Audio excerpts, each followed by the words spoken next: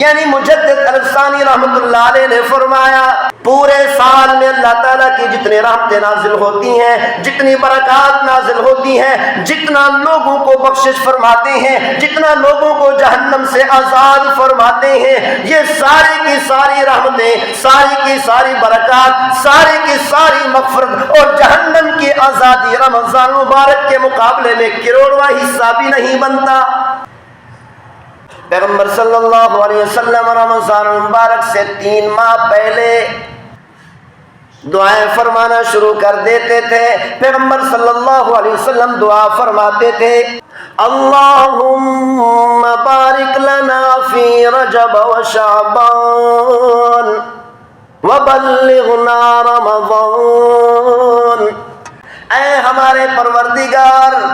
رجب المرجب کے مہینے میں اور شعبان المعظم کے مہینے میں ہمیں برکتیں نصیب فرما، وبلغنا رمضان، اے ہمارے پروردگار ہمیں رمضان المبارک کا مہینہ نصیب فرما،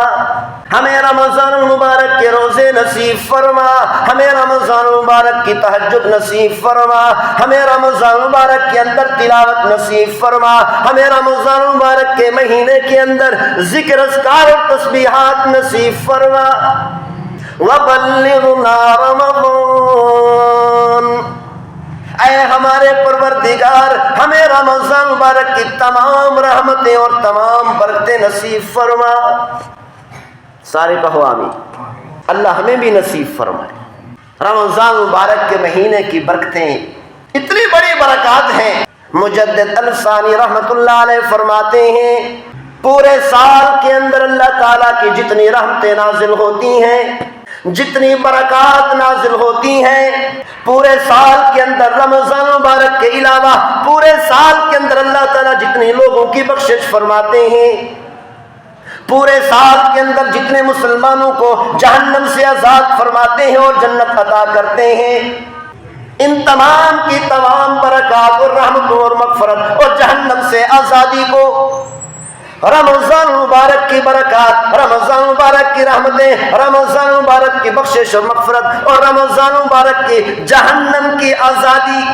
کے ساتھ ایسی نسبت بھی نہیں ہے جو دریا کو سمندر کے ساتھ ہے۔